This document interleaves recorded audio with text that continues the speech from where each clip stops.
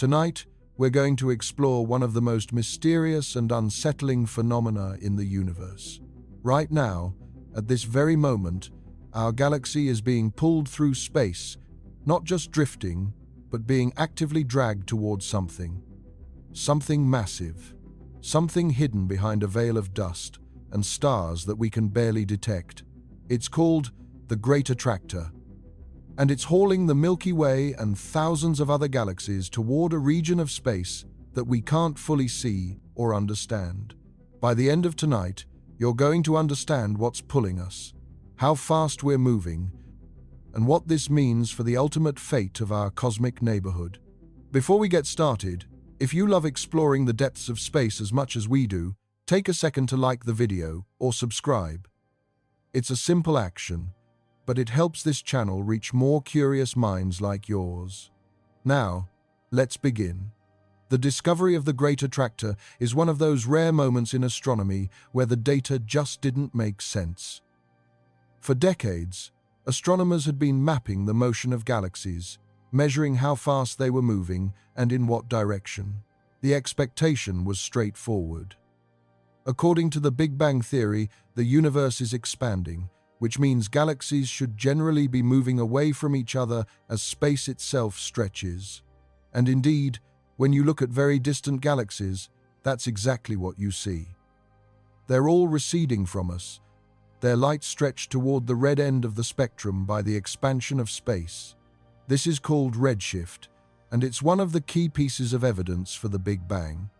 But when astronomers looked at galaxies in our local cosmic neighborhood, within a few 100 million light-years, something was off.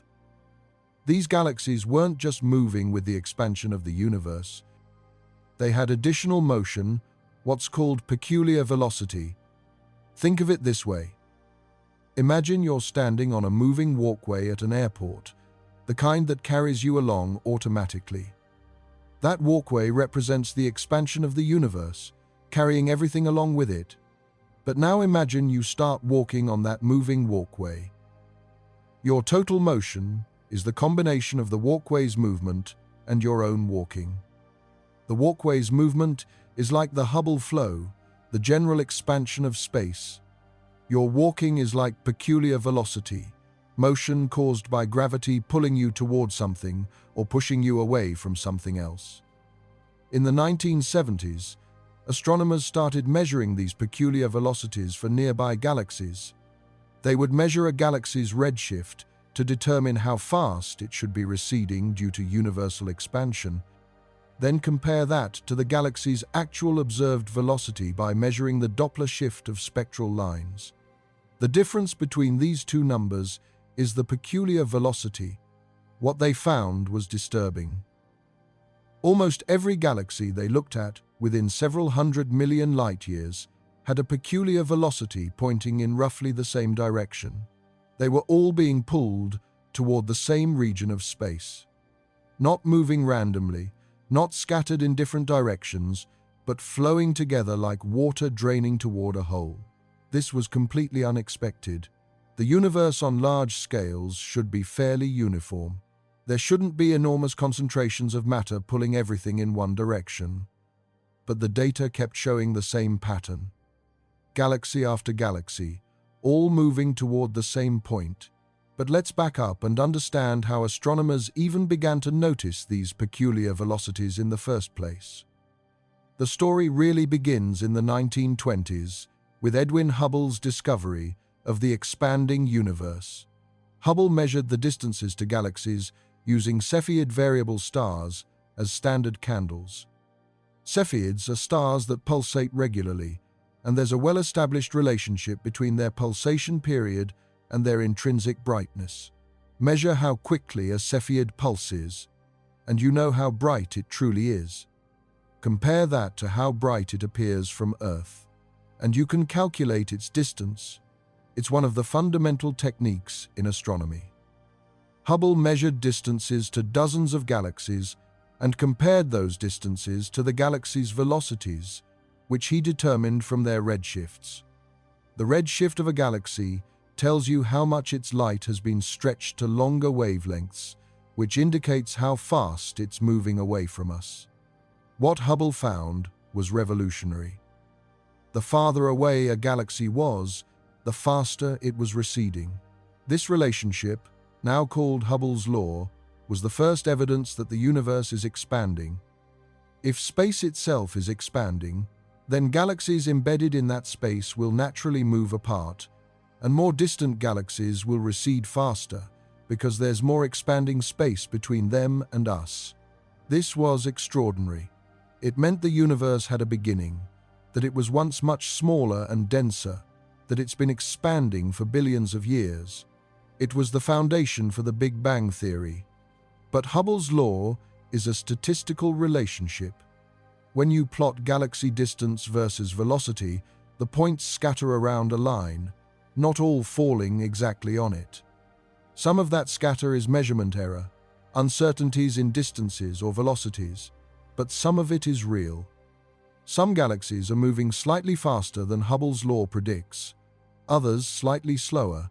These deviations are the peculiar velocities, velocities over and above what you'd expect from cosmic expansion alone. For decades after Hubble's discovery, these peculiar velocities were mostly treated as noise, as random scatter around the main relationship. Astronomers focused on measuring the expansion rate, the Hubble constant, and on understanding the large-scale structure of the universe, at the biggest scales where peculiar velocities average out to zero. But in the 1970s and 80s, as data quality improved and as astronomers measured velocities for more and more galaxies, patterns started to emerge in that supposedly random scatter. Peculiar velocities in our local region weren't random at all. They were systematic, coherent across large volumes of space. Many galaxies were moving in the same direction. This was puzzling, because the universe on large scales should be fairly uniform. There shouldn't be enormous concentrations of matter pulling everything in one direction. The cosmic microwave background, the afterglow of the Big Bang, is uniform to 1 part in 100,000. That uniformity tells us that matter in the early universe was distributed almost perfectly evenly. Yes, there were tiny variations, quantum fluctuations amplified during inflation, but those variations were incredibly small. Gravity has been amplifying those variations for over 13 billion years, turning them into galaxies and clusters. But on scales of hundreds of millions of light-years, you'd expect things to be fairly smooth. Yet, here was evidence for coherent motion across those scales, suggesting some massive concentration of matter was pulling everything toward it. Several groups of astronomers independently noticed this pattern in the late 1970s and early 80s. One group analyzed the velocities of clusters of galaxies and found that clusters in our region were systematically moving toward the constellation Hydra Centaurus. Another group looked at the peculiar velocities of individual galaxies and found the same pattern. A third group studied the distribution of galaxies on the sky and noticed that there was an excess of galaxies in that same direction, suggesting an overdensity of matter. All the evidence was pointing toward the same conclusion. There was something massive in that direction pulling everything toward it, but quantifying it properly required careful, systematic measurements. That's where the 7 samurai come in. In 1986, a group of astronomers called the 7 Samurai, yes, that was their actual name, published a landmark paper quantifying this flow. The 7 scientists were Sandra Faber, David Burstein, Roger Davies, Alan Dressler, Robert Lubin, Donald Lyndon Bell, and Gary Wegner. They chose the name as a playful reference to the famous Kurosawa film, and also because there were 7 of them tackling a formidable challenge. What made their work groundbreaking was the systematic approach. They focused specifically on elliptical galaxies, which are simpler to analyze than spiral galaxies. Elliptical galaxies are smooth, spheroidal systems without the complex structure of spiral arms and disks. This makes it easier to measure their properties precisely. The 7 Samurai used what's called the fundamental plane. a relationship between an elliptical galaxy's size, surface brightness, and velocity dispersion, which is how fast stars are moving within the galaxy. This relationship allows you to estimate a galaxy's intrinsic luminosity. Once you know the intrinsic luminosity and measure the apparent brightness, you can calculate the distance. It's similar in principle to using Cepheids, but it works for entire galaxies instead of individual stars, allowing measurements to much greater distances. They analyzed the motion of about 400 elliptical galaxies within about 300 million light-years of Earth. This was a massive undertaking. Each galaxy required multiple observations to measure its properties accurately. The velocity dispersion had to be measured from the galaxy's spectrum, which required long exposure times on large telescopes. The surface brightness had to be measured carefully from images. Systematic errors had to be controlled for. The whole project took years of telescope, time, and data analysis. But the result was definitive. They found that all these galaxies, including the Milky Way and our local group of galaxies, were being pulled toward a region in the direction of the constellations Hydra and Centaurus at a speed of about 600 kilometers per second. This was far larger than the random, peculiar velocities you'd expect from local gravitational interactions. This was a coherent bulk flow affecting thousands of galaxies across hundreds of millions of light-years. Something massive was pulling everything in that direction, 600 kilometers per second. To put that in perspective, that's over 1.3 million miles per hour. That's hundreds of times faster than any spacecraft humans have ever built. The Milky Way, along with all its hundreds of billions of stars, along with Earth and you and everything you've ever known, is racing through space at over 1 million miles per hour towards something we can barely see. They called it the Great Attractor. The name is both descriptive and ominous. Great because of its enormous mass and influence. Attractor because it's pulling galaxies toward itself through gravitational force. The Great Attractor isn't a single object like a galaxy or a black hole. It's a gravitational anomaly, a region of space where matter is concentrated enough to create a massive pull affecting galaxies across hundreds of millions of light-years. But here's where it gets really strange. The Great Attractor lies behind what astronomers call the zone of avoidance. This is a band across the sky where the disk of our own Milky Way blocks our view of distant objects.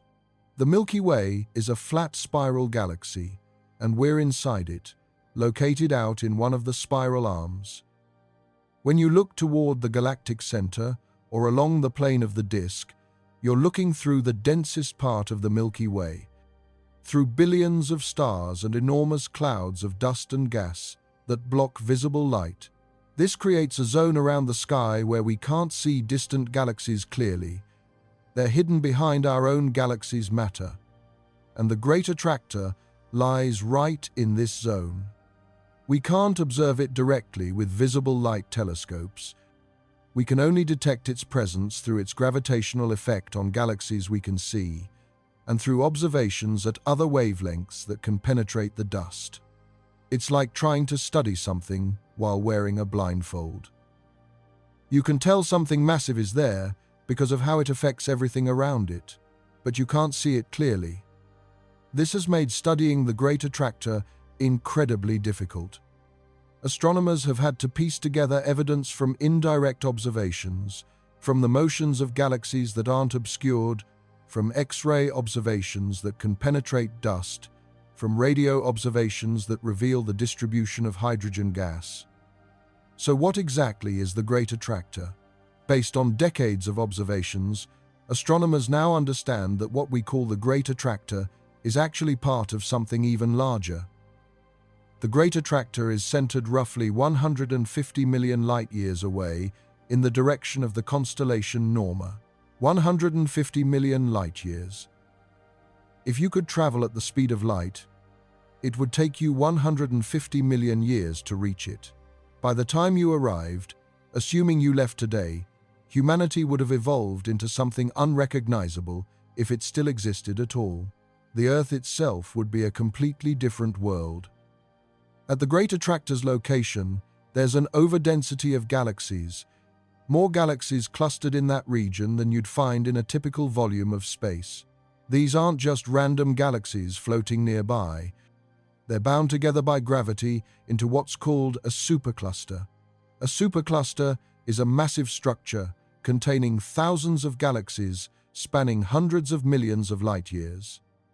Our own Milky Way is part of the local group, a collection of about 80 galaxies including our galaxy, Andromeda, and a bunch of smaller dwarf galaxies. The local group is part of the Virgo supercluster, an even larger structure containing about 100 galaxy groups and clusters, totaling roughly 47,000 galaxies. And the Virgo supercluster itself is being pulled toward the Great Attractor. But the story gets bigger. In recent years, astronomers have discovered that the Great Attractor is itself just one node in an even larger structure called the Laniakea supercluster. Laniakea is a Hawaiian word meaning immeasurable heaven, and it's an appropriate name. This structure is 520 million light-years across and contains the mass of about 100,000 trillion suns. 100,000 trillion. That's a 1 followed by 17 zeros. The Laniakea supercluster includes the Virgo supercluster, the Hydra Centaurus supercluster, where the Great Attractor is located, and several other superclusters, all connected in a web-like structure. And all of it, all these thousands and thousands of galaxies, are flowing toward a common center of mass within Laniakea. The Great Attractor we originally detected isn't the ultimate destination. It's a waypoint, a concentration of mass along the flow toward the center of Laniakea. Think of it like a river system. Small streams flow into creeks. Creeks flow into rivers. Rivers flow into a major river that flows to the ocean. Galaxies flow toward local attractors. Local attractors flow toward the Great Attractor, and the Great Attractor flows toward the center of Laniakea. It's a hierarchy of gravitational attraction spanning hundreds of millions of light-years. Understanding this required a revolution in how we map the universe. For decades, astronomers mapped the cosmos by measuring positions of galaxies on the sky and their distances from Earth. This gave you a three-dimensional picture, but it didn't show you how things were moving or how they were connected gravitationally. In 2014, a team led by astronomer Brent Tully published a new kind of map. Instead of just plotting positions, they plotted velocity flows. They mapped which direction galaxies were moving and traced those motions back to their sources. It's like mapping ocean currents instead of just mapping where the water is. This velocity flow mapping revealed Laniakea as a distinct structure, a vast basin in the cosmic landscape where all the galaxies flow toward a common center. The boundaries of Laniakea are defined by where the flow reverses, where galaxies start flowing away toward other attractors in other superclusters. So we live in Laniakea. The Milky Way is one of about 100,000 large galaxies in this structure, along with countless smaller dwarf galaxies. And all of us are moving together, flowing through space toward the center of this immense gravitational basin. The natural question is, what's going to happen? Will we eventually reach the Great Attractor? Will everything in Laniakea collapse together into some kind of megastructure? The answer is subtle and depends on the expansion of the universe. Remember, space itself is expanding. On small scales, within galaxy clusters, gravity is strong enough to overcome expansion. That's why galaxies in a cluster stay together and why the Milky Way and Andromeda are actually moving toward each other, despite the universe expanding.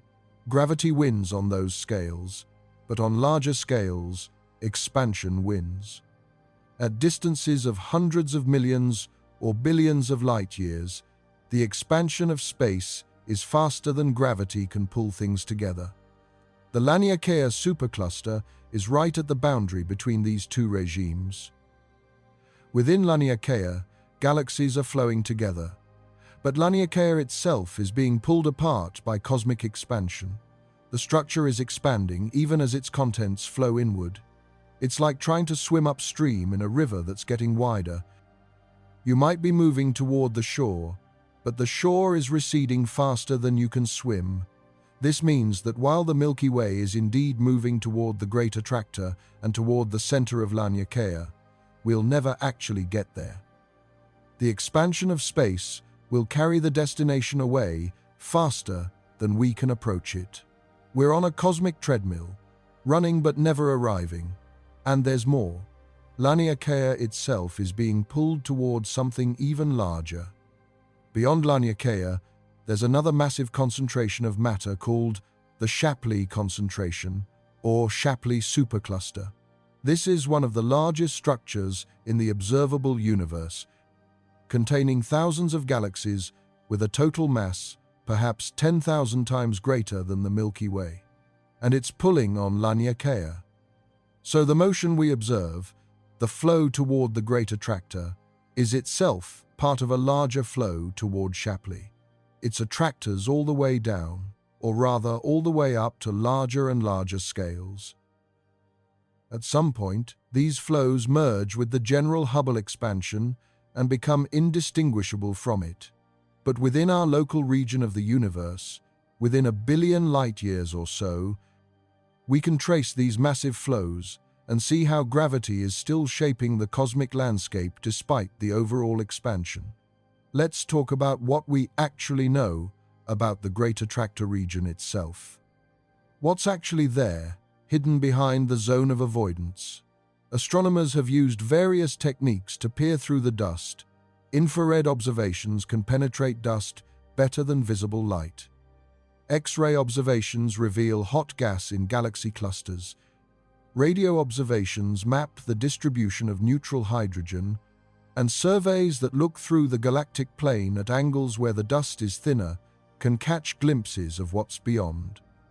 What they've found is a rich collection of galaxy clusters. The region contains several massive clusters, each containing hundreds or thousands of galaxies.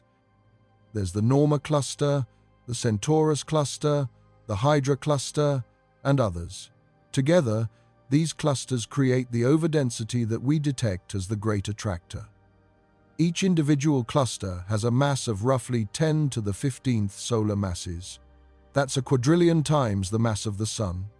And there are several such clusters in that region, all gravitationally interacting with each other. One of the most massive structures in this region is called the Norma cluster, sometimes designated as ACO 3627. It's approximately 200 million light-years away, a bit farther than the Great Attractor proper, but part of the same large-scale structure.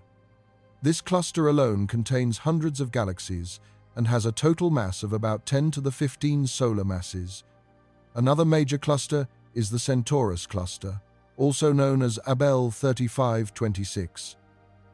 This cluster is about 170 million light-years away and contains hundreds of bright galaxies, plus, presumably, many more dwarf galaxies too faint to detect easily. The cluster is dominated by a giant elliptical galaxy called NGC 4889, one of the brightest galaxies in the southern sky at X-ray wavelengths. This galaxy is actively feeding its central supermassive black hole, which is heating the surrounding gas to millions of degrees and causing it to glow brightly in X-rays. What's fascinating about these clusters is that they're not static. They're in the process of merging, colliding with each other in slow motion over tens or hundreds of millions of years. When galaxy clusters collide, it's one of the most energetic events in the universe aside from the Big Bang itself. The clusters contain not just galaxies, but also enormous amounts of hot gas filling the space between the galaxies. This intergalactic gas is incredibly hot, tens of millions of degrees, and comprises most of the normal matter in the cluster. When two clusters collide, this hot gas from each cluster slams into the other. The collision creates shock waves that propagate through the gas, heating it even further and creating spectacular structures visible in X-ray observations. The galaxies themselves don't collide directly. Space between stars within a galaxy is so vast that galaxies can pass through each other without any stars actually hitting. But the gravitational effects scramble the galaxy's orbits, and the gas from both clusters interacts violently. These cluster mergers are laboratories for studying dark matter. See, the hot gas makes up only about 15% of a cluster's total mass. Another couple percent is in the galaxies themselves. The remaining 80 to 85% is dark matter, invisible matter that we can only detect through its gravitational effects. When two clusters collide, the dark matter, which doesn't interact electromagnetically, passes right through without slowing down. But the gas, which is made of normal matter and can interact through electromagnetic forces, gets slowed down by the collision. This means the dark matter and the gas separate. After a collision, the dark matter halos from both clusters have passed through each other and are ahead of the gas, while the gas lags behind, still interacting and heated by the collision. This separation can be observed and mapped. We can map where the dark matter is by observing gravitational lensing, the bending of light from background galaxies by the cluster's gravity. We can map where the gas is by observing X-ray emission. And when we do this for colliding clusters, we see that they're offset. The dark matter is in one location and the gas is in another. This is one of the strongest pieces of evidence that dark matter is real and not just a modification of gravity. If gravity worked differently, instead of there being dark matter, the gravitational center and the gas center would be in the same place. But they're not. They're separated. Exactly as you'd expect, if there's invisible matter that can pass through collisions while normal matter gets stuck.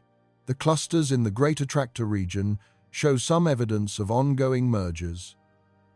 The structure of the gas is complex, with irregular shapes and shock fronts suggesting recent or ongoing collisions.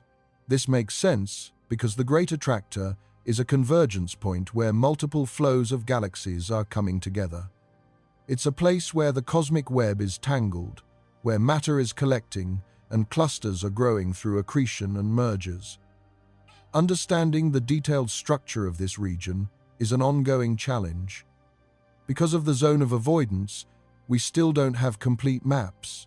There are likely many galaxies and clusters hidden behind the dust that we haven't discovered yet. Every few years, new surveys with better instruments and new observing techniques reveal more details, slowly filling in the picture. One of the most important questions is, how massive is the Great Attractor really? This is harder to answer than you might think.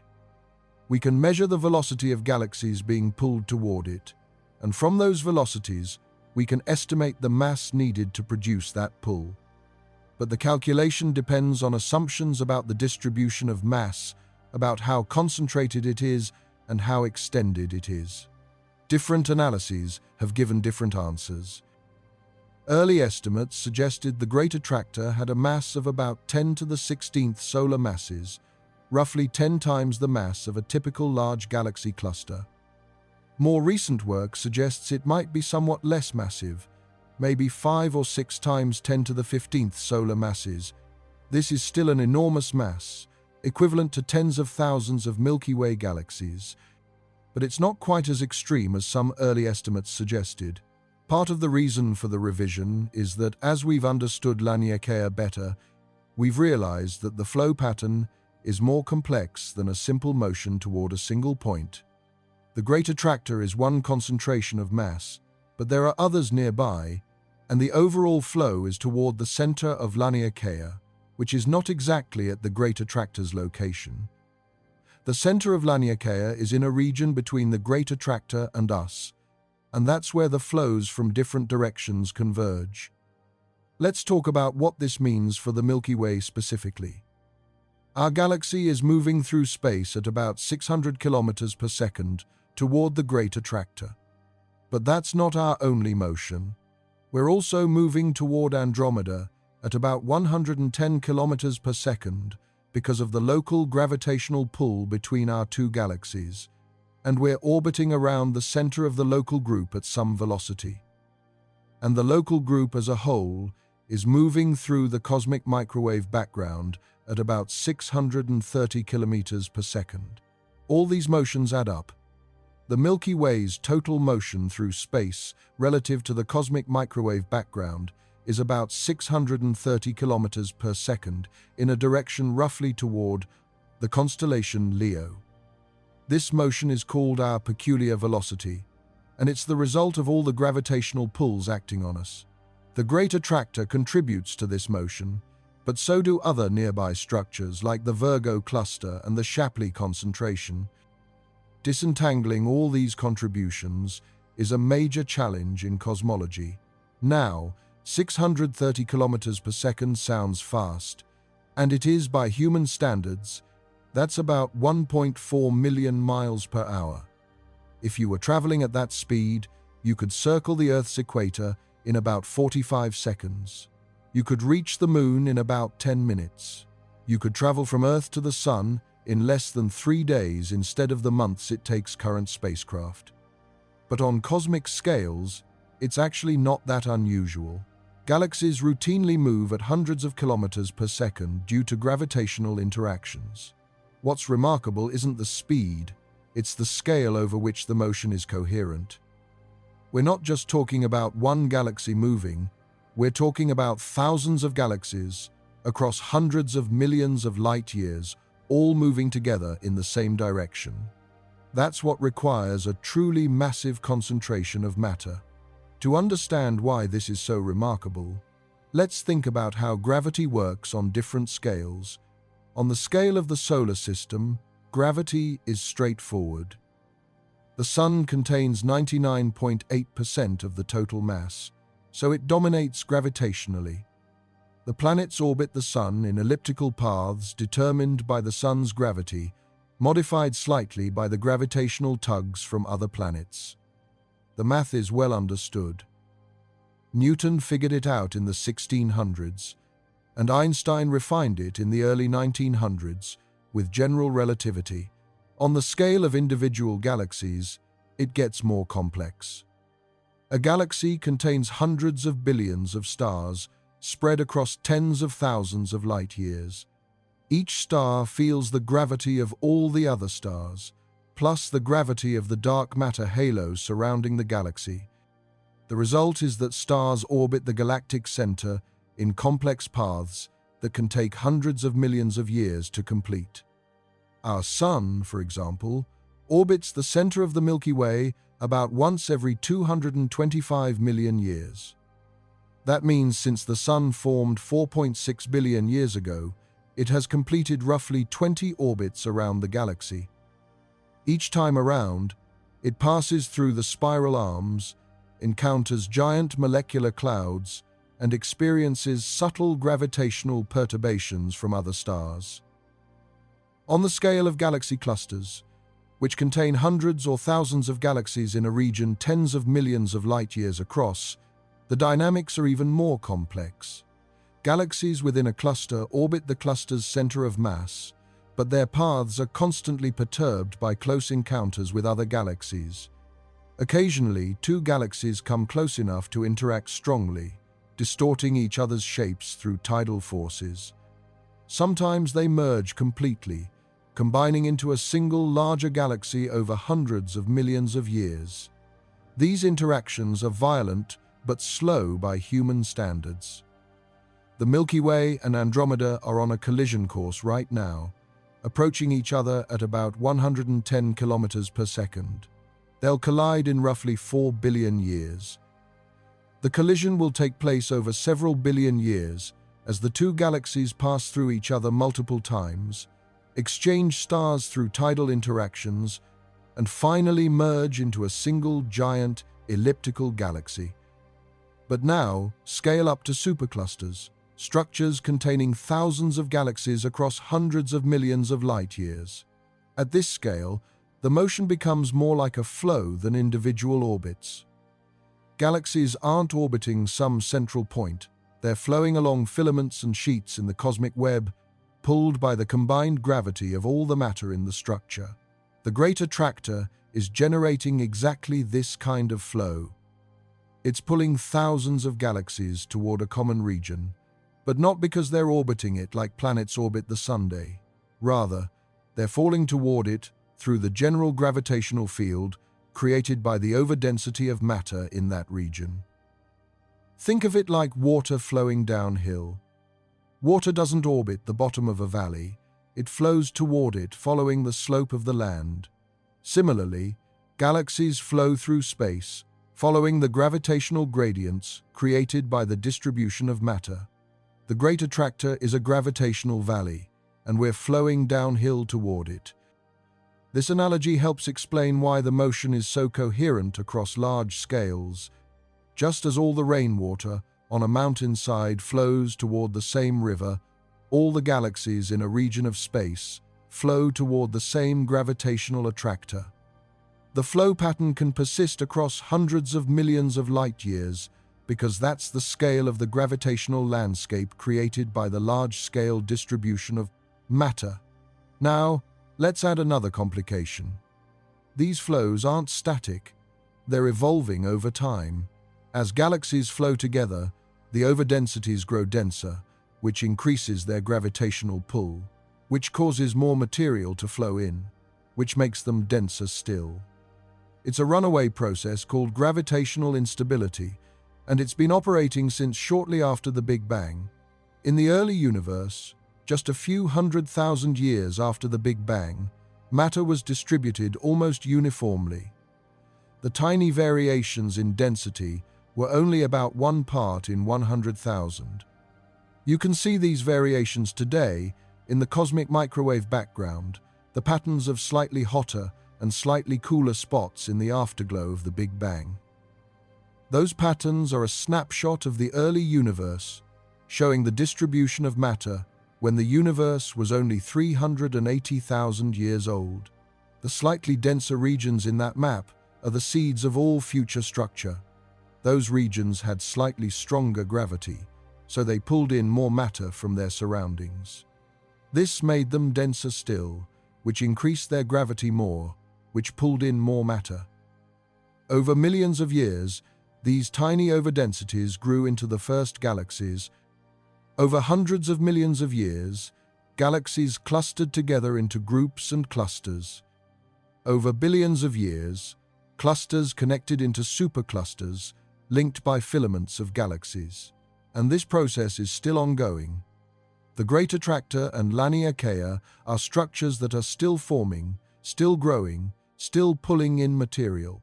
They're not ancient, completed structures like old galaxies. They're young, evolving structures in the middle of assembling themselves. If you could watch the evolution of the cosmos on fast forward, compressing billions of years into minutes, you'd see the cosmic web gradually emerge. At first, just after the Big Bang, matter would be spread almost uniformly, with only the tiniest variations. Then, small clumps would start to form as the denser regions collapsed. These clumps would grow and merge, forming the first galaxies within a few 100 million years. Galaxies would start clustering together, forming groups and clusters. The clusters would align into filaments connecting them, creating a web-like structure, and the whole structure would be expanding as space itself stretches, but with material flowing along the filaments and toward the nodes where clusters are forming. You'd see rivers of galaxies flowing through space, converging on the densest regions, creating an intricate dynamic pattern that grows more complex over time. The Great Attractor would appear as one of many convergence points in this pattern, a node where several filaments meet, creating a concentration of matter that pulls surrounding galaxies toward it. And you'd see that this pattern isn't static. The flows are constantly changing as matter redistributes itself. The attractors are growing more massive as material flows in. New structures are forming where overdensities happen to be, while voids are becoming emptier as matter drains out of them. This is the dynamic, evolving universe we live in. And the Great Attractor is one chapter in this ongoing story of cosmic evolution. If you stood outside the observable universe and watched this motion, you'd see a vast river of galaxies flowing through space. Streams and filaments of galaxies moving along the cosmic web, converging on overdense regions, creating a dynamic, evolving structure. The Great Attractor would be visible as a knot in this web, a place where many streams come together. But you'd also see that this knot is itself moving, pulled by even larger structures farther away. The universe is not a static place. It's dynamic, constantly evolving as gravity pulls matter together and expansion drives matter apart. The balance between these two forces determines the structure we see. In the early universe, shortly after the Big Bang, matter was distributed almost uniformly. There were tiny variations, quantum fluctuations that got amplified during inflation. But these variations were only about 1 part in 100,000. Gravity started amplifying these tiny variations. Regions that were slightly denser had slightly stronger gravity, which pulled in more matter, which made them denser still, which increased their gravity more.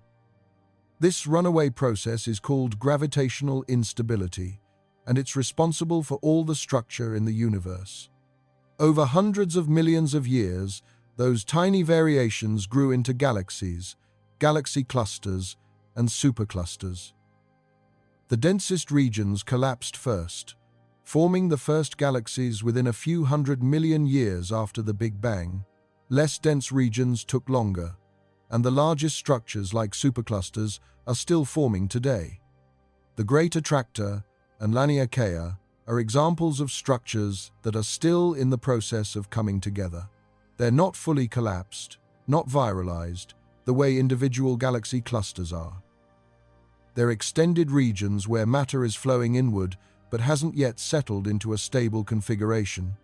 In a universe without dark energy, without accelerating expansion, these structures would eventually collapse completely. All the matter would flow together, forming denser and denser concentrations until you'd end up with a relatively small number of extremely massive structures, each containing millions of galaxies. But our universe has dark energy. Observations of distant supernovae in the late 1990s revealed that the expansion of the universe is accelerating. Something, we call it dark energy, though we don't really know what it is pushing space apart. This dark energy is weak on small scales. It doesn't affect solar systems or galaxies or even galaxy clusters. But on the scale of superclusters and beyond, it dominates. And because the expansion is accelerating, the ultimate fate of structures like Laniakea is not to collapse, but to be torn apart. The galaxies within Laniakea are flowing together now, but the space between different parts of Laniakea is expanding faster than gravity can pull them together. Eventually, billions of years from now, Laniakea will stretch and dissolve. Its component parts will lose contact with each other as the expansion carries them beyond each other's cosmic horizons. This is the ultimate fate of all large-scale structure in an accelerating universe. Small bound structures like galaxies and galaxy clusters will stay together, held by their own gravity. But the larger web, the filaments and superclusters connecting these bound structures, will gradually disappear as expansion wins out. In the very far future, trillions of years from now, any hypothetical civilizations that exist will look out and see only their own local galaxy cluster. Everything else will have been carried away by expansion, redshifted so far that no light from those distant structures can ever reach them. The observable universe will shrink to just the local bound system. For us in the Milky Way, this means our ultimate gravitational future is tied to the local group and maybe the Virgo cluster, but not to Laniakea as a whole. We'll merge with Andromeda in about 4 billion years, forming a single large elliptical galaxy. The local group might eventually merge with the Virgo cluster, though that depends on the details of the expansion and could take tens of billions of years. But we'll lose contact with the Great Attractor, with the Shapley concentration, with most of the other structures in Laniakea. They'll recede from view, accelerating away as space expands between us. The Great Attractor, which is pulling us now, will become unreachable, causally disconnected from us forever. This is one of the profound implications of dark energy. It limits how large structures can grow. There's a maximum size beyond which gravity can't hold things together against the expansion. We live right at an interesting time, cosmologically speaking. We can see this large-scale structure, these flows and attractors, because they're still coherent, still connected. If we live 10 or 20 billion years in the future, much of this structure would be invisible, carried beyond the cosmic horizon. So the study of structures like the Great Attractor is time-sensitive in a cosmic sense. We need to map and understand them now, while they're still visible, before expansion carries them away. Let's talk about how we actually measure these flows and map these structures. It's not straightforward, because we can't directly measure motion toward or away from us for distant galaxies with enough precision. What we can measure is redshift, how much a galaxy's light is stretched toward longer wavelengths. Redshift has two components. First, there's cosmological redshift from the expansion of space. A galaxy at a certain distance will have a certain cosmological redshift, regardless of any peculiar motion. Second, there's Doppler shift from the galaxy's actual motion through space, its peculiar velocity. If a galaxy is moving toward us, its light is blue-shifted slightly. If it's moving away, its light is red-shifted slightly. The observed redshift is the combination of these two effects. To separate them, you need to know the galaxy's distance through some method other than redshift. This is where it gets tricky. For nearby galaxies, within about 100 million light-years, you can use methods like Cepheid variables, stars that pulsate with a period related to their luminosity. Measure the period, the luminosity. Compare to the apparent brightness, you get the distance. For more distant galaxies, you can use what's called the Tully-Fisher relation for spiral galaxies or the fundamental plane for elliptical galaxies. These are relationships between a galaxy's observable properties that let you estimate its intrinsic luminosity and thus its distance. None of these methods are perfect. They all have uncertainties, systematic errors, calibration issues. But by carefully measuring distances to hundreds or thousands of galaxies and comparing those distances to the observed redshifts, you can map out the peculiar velocity field. This is painstaking work. It requires careful observations of many galaxies, sophisticated data analysis, and statistical techniques to extract the signal from the noise. But over decades, teams of astronomers have done exactly this, building up a three-dimensional map of how galaxies are moving in our local region of the universe. The Cosmic Flows Project, led by Brent Tully and others, has been compiling these measurements for years. They've measured distances and velocities for tens of thousands of galaxies, creating detailed maps of the cosmic flow patterns. These maps are what revealed Laniakea as a distinct structure and clarified the nature of the Great Attractor. Another approach is to study the cosmic microwave background. The CMB is the afterglow of the Big Bang, radiation that has been traveling through space for over 13 billion years. It's remarkably uniform, the same temperature in every direction to about 1 part in 100,000. But there's also a dipole pattern, a difference of about 1 part in 1,000 between one side of the sky and the opposite side. This dipole is interpreted as being due to our motion through space. As we move through the CMB, the radiation in the direction we're moving toward is blue-shifted and appears slightly hotter, while the radiation in the direction we're moving away from is red-shifted and appears slightly cooler. This creates the dipole pattern. The amplitude and direction of the CMB dipole tells us our velocity through the CMB rest frame. That velocity is 630 kilometers per second toward the constellation Leo, as I mentioned earlier. This motion is the sum of all the gravitational forces acting on us. The pull of the Great Attractor, the pull of Shapley, the pull of the Virgo cluster, and everything else. By comparing our CMB motion to the distribution of galaxies around us, we can try to account for all the contributions and make sure they add up consistently. This is an active area of research. There are still some puzzles. Some analyses suggest that the distribution of mass we can see doesn't quite account for all of our motion. There might be additional large-scale structures beyond what we've mapped so far, or there might be subtle errors in how we're modeling the gravitational effects. Resolving these questions requires better data. We need more complete maps of galaxies, especially in the zone of avoidance where much is still hidden.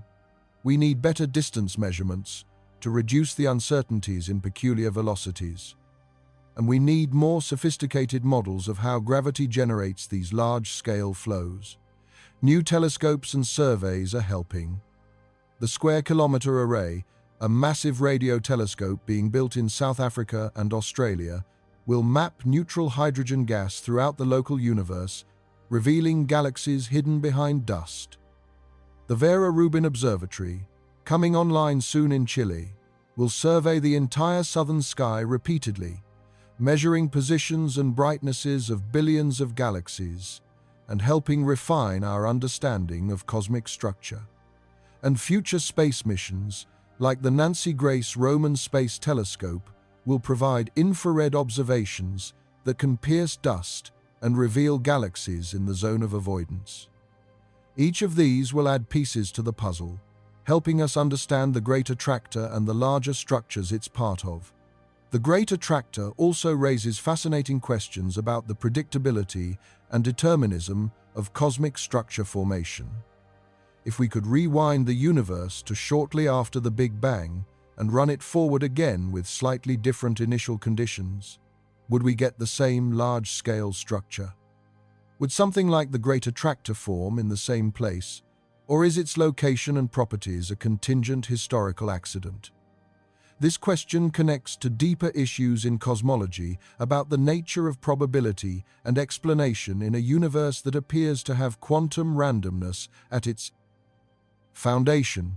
The tiny density fluctuations we see in the cosmic microwave background are thought to originate from quantum fluctuations during inflation, random quantum events amplified to cosmic scales. These fluctuations seeded all future structure, determining where galaxies and clusters would form billions of years later.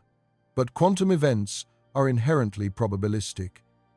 If you could rerun inflation, you'd get a different pattern of fluctuations.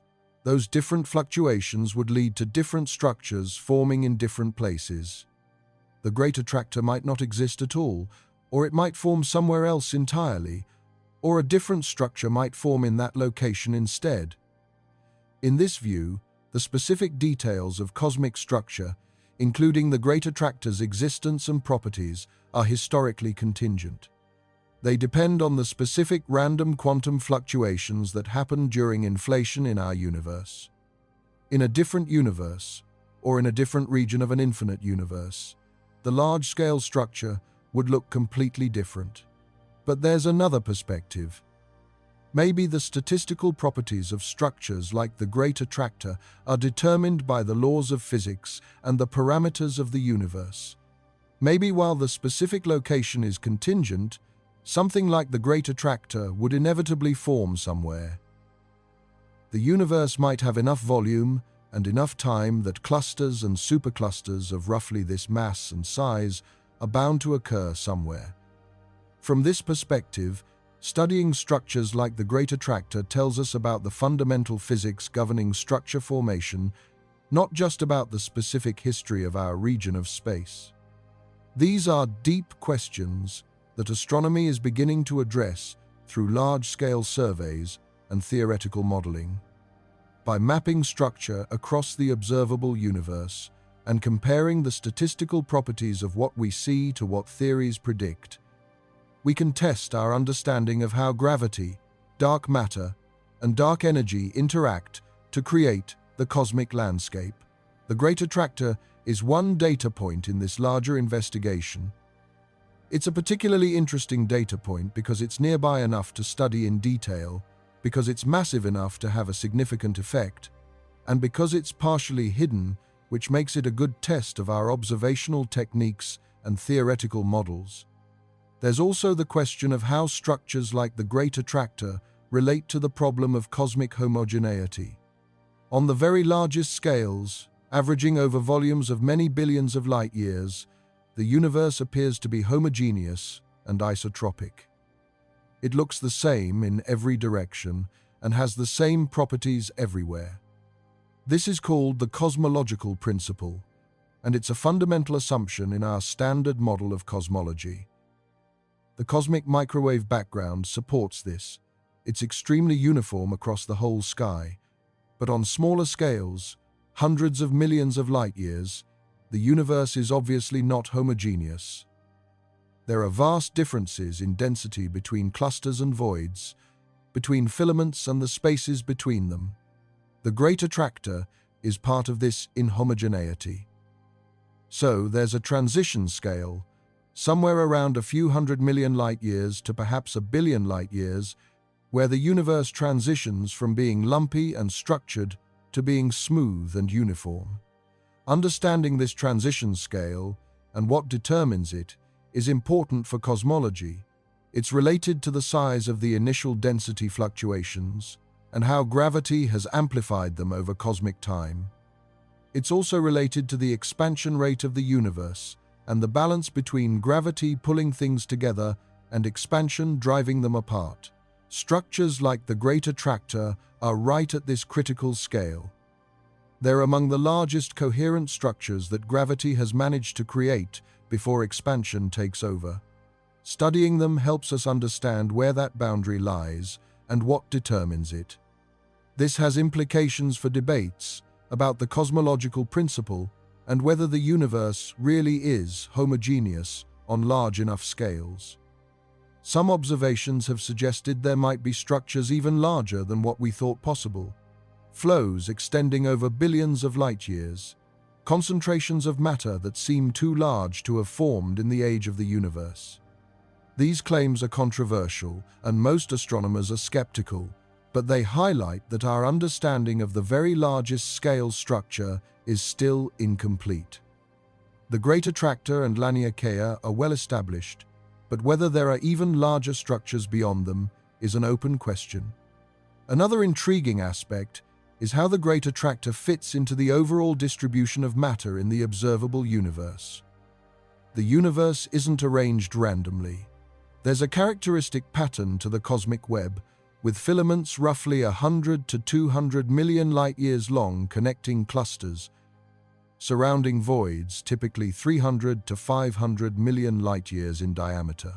This pattern reflects the scale of the original density fluctuations and how they've grown under gravity. The Great Attractor sits at the intersection of several filaments in this web. It's a node, a place where multiple flows converge. This isn't a coincidence. It's a natural consequence of how gravity amplifies over densities. The densest regions attract the most material, grow the fastest, and become the convergence points for flow from surrounding regions. By studying the Great Attractor and mapping how it connects to the larger web, we're learning about the growth of structure over cosmic time. We're seeing how gravity takes the smooth initial conditions of the early universe and transforms them into the complex hierarchy of structures we see today. This process of structure formation is one of the great triumphs of modern cosmology. We can trace it from the earliest moments, through the cosmic dark ages when the first stars were forming, through the formation of galaxies and clusters, to the present day where structures like the Great Attractor are still growing and evolving. The theory matches observations remarkably well, computer simulations of structure formation, starting from the measured density fluctuations in the cosmic microwave background and evolving forward using the laws of gravity and fluid dynamics, produce structures that look very much like what we observe. These simulations show cosmic webs with filaments and clusters and voids in the right proportions, with the right statistical properties, distributed the right way. The Great Attractor and structures like it emerge naturally in these simulations. You don't have to put them in by hand, they form automatically as gravity does its work over billions of years. This agreement between theory and observation gives us confidence that we understand the basic processes driving cosmic structure formation, but there are still mysteries. The exact nature of dark matter, how it interacts and what it's made of, remains unknown.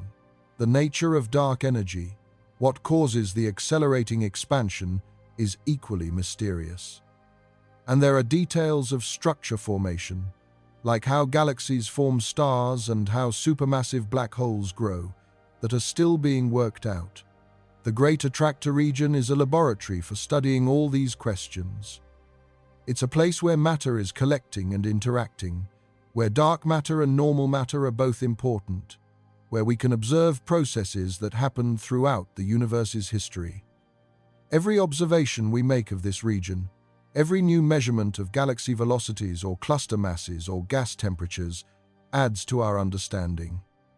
And as our instruments improve, as our surveys become more complete, as our theoretical models become more sophisticated, our picture of the Great Attractor and the forces shaping it becomes clearer. This is the ongoing project of modern astronomy, using better and better observations to test and refine our theories, slowly building a complete picture of how the universe works on the largest scales. What would it be like to actually travel to the Great Attractor? This is purely hypothetical, of course. The Great Attractor is 150 million light-years away. Even traveling at the speed of light, it would take 150 million years to get there. And we can't travel anywhere near light speed with any technology we can currently imagine. But let's imagine we could. Let's say you have a spacecraft that can travel at, say, 99% of light speed. At that speed, relativistic effects would kick in. Time dilation would mean that while 150 million years passed in the outside universe, you would experience much less time on the spacecraft. The exact amount depends on the specifics of acceleration and deceleration, but you might experience the journey as taking only a few million years of your own time. Still an impossibly long journey by human standards, but at least conceivable. As you traveled, you'd see the universe changing.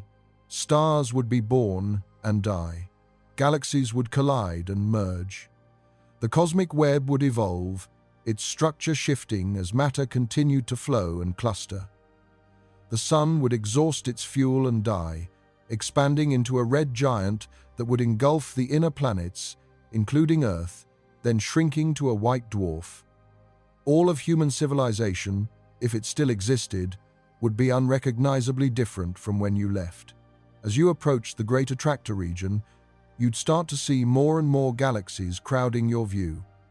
Instead of the few dozen galaxies we can see from Earth with modest telescopes, you'd see hundreds or thousands of galaxies, a rich tapestry of spiral and elliptical and irregular galaxies filling space. The density of galaxies would be noticeably higher than in the cosmic voids you'd pass through. If you could somehow observe the galaxies' motions, you'd see them streaming together, flowing along filaments and falling into clusters. It would be like watching a slow-motion river, if a river took millions of years to flow. Eventually, you'd arrive at one of the clusters, say the Norma cluster. From within the cluster, the sky would be extraordinary. Instead of seeing galaxies as faint smudges requiring a telescope, you'd see them as distinct objects, visible to the naked eye if you were floating in space. Dozens or even hundreds of galaxies would be visible, scattered across the sky like bright clouds. The nearest ones would show visible structure, spiral arms, or the smooth glow of elliptical galaxies. The cluster would also be filled with hot gas, though you couldn't see it with visible light. This gas, heated to tens of millions of degrees by the cluster's gravity, would be glowing brightly in X-rays. If you had an X-ray telescope, you'd see the cluster as a vast glowing cloud filling the space between galaxies. And you'd feel, or rather your spacecraft would feel, the gravity. The combined mass of hundreds of galaxies, plus the dark matter halo surrounding them, would create a gravitational pull far stronger than anything experienced in the relatively empty space between clusters. Your spacecraft would need to carefully manage its trajectory to avoid being captured into orbit around the cluster or falling into one of the galaxies. If you fell into a galaxy, you'd find yourself among hundreds of billions of stars, navigating through a dense stellar environment. The risk of actually colliding with a star would still be negligible. Space is still mostly empty even inside a galaxy, but the gravitational interactions would be complex. Your trajectory would be constantly perturbed by the gravitational pull of nearby stars, like trying to navigate through a field of attractors all pulling you in different directions. But the most striking thing would be the sheer scale of it all. Even from within the cluster, even seeing dozens of galaxies filling the sky, you'd know that this cluster is just one node in a vast network. That there are thousands of other clusters scattered across hundreds of millions of light years, all flowing together, all part of the same large-scale structure. The Great Attractor wouldn't be a single destination you could point to. It would be a region, an overdensity, a place where the cosmic web is particularly tangled. You'd be in it, but you wouldn't necessarily see anything that looked like a single central object attracting everything. Just a higher concentration of galaxies and clusters, all gravitationally interacting. This highlights something important about the nature of large-scale structure. These aren't sharp, well-defined objects like planets or stars or even galaxies. They're statistical features, regions where the density is higher than average. The boundary of the Great Attractor, or Laniakea, isn't a line you cross. It's a gradual transition from one flow pattern to another. Understanding this has changed how astronomers think about cosmic structure. Instead of trying to define objects by clear boundaries, we define them by their dynamics, by the flow of matter within them. Laniakea is defined as the basin of attraction for galactic flows, the region where galaxies are flowing toward a common center. Its boundaries are where the flow reverses and starts heading toward a different center. This is a more sophisticated and physically meaningful way to define structure than just looking for overdensities. Let me address something that often comes up when people hear about the Great Attractor. Is it dangerous? Should we be worried about being pulled toward it? The short answer is no. There's absolutely no danger to Earth, the solar system, or even the Milky Way from being pulled toward the Great Attractor. First, the motion is extremely slow. 600 kilometers per second sounds fast, but on cosmic scales, it's glacial. At that speed, it would take hundreds of millions of years to travel the distance to the Great Attractor. Long before we got close, the sun would have died, the Earth would be uninhabitable, and if humanity still exists, it would be in a form we can't even imagine. Second, as I mentioned, the expansion of the universe means we'll never actually get there. The Great Attractor is receding from us due to cosmic expansion faster than we're approaching it due to gravity. We're on that cosmic treadmill, running but never arriving. Third, even if we somehow did reach the Great Attractor region, what would happen? The Milky Way would become part of one of the galaxy clusters there. We'd be gravitationally bound to the cluster, orbiting within it, along with hundreds of other galaxies. Is that dangerous? Not really. The space between galaxies, even within a cluster, is vast. The chance of the Milky Way actually colliding with another galaxy in the cluster is low, though not zero. Galaxy collisions happen. We know the Milky Way and Andromeda will collide in about 4 billion years, but they unfold over hundreds of millions of years and don't harm individual stars or planets. The stars pass by each other without colliding, because space between stars is so enormous, so there's no cause for concern. The Great Attractor is a fascinating phenomenon that tells us about the large-scale structure of the universe and the hidden masses that shape it. But it's not a threat. Before we zoom out to put the Great Attractor in the full cosmic context, let's dive deeper into the actual science of how we measure these cosmic flows and map these vast structures. The techniques involved are fascinating examples of how astronomers extract information from light that has traveled for millions of years to reach us. When we talk about measuring the peculiar velocity of a galaxy, we're doing something quite subtle. We're trying to separate two different effects that are both present in the light we receive. First, there's the cosmological redshift due to the expansion of space. As space expands, it stretches the wavelengths of photons traveling through it. This makes light from distant galaxies appear redder than when it was emitted, shifted toward longer wavelengths. The amount of redshift depends on how far the galaxy is and how much the universe has expanded while the light was traveling. For nearby galaxies within a few 100 million light-years, this cosmological redshift is relatively small but measurable. Second, there's the Doppler shift from the galaxy's actual motion through space, its peculiar velocity.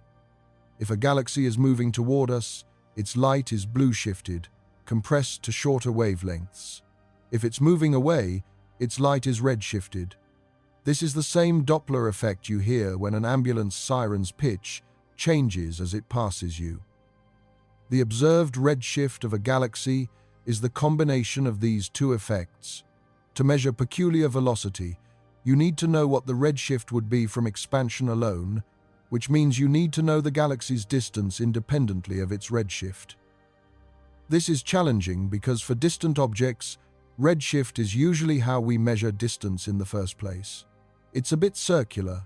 You need distance to find peculiar velocity, but you usually derive distance from redshift, which includes the peculiar velocity you're trying to measure.